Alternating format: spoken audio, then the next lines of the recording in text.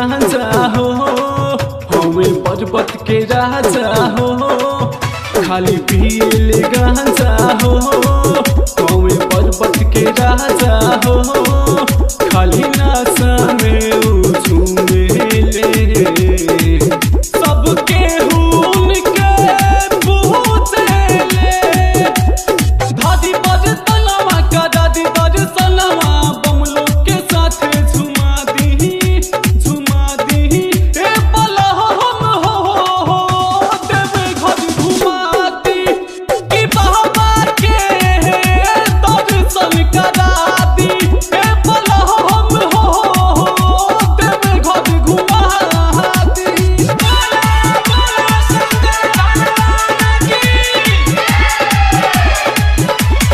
DJ Manish Raxaul.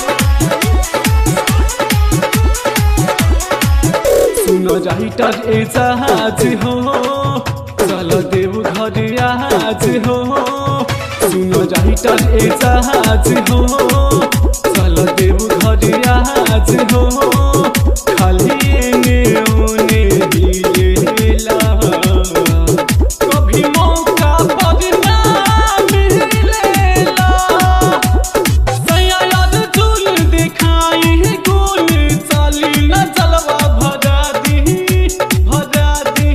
ए बला हम हो देवे घर घुमा दी कि बाबा के दर्शन करा दी ए बला हम हो देवे घर घुमा दी। सुरताल से मचावे धमाल गीतांजलि म्यूजिक बीरगंज।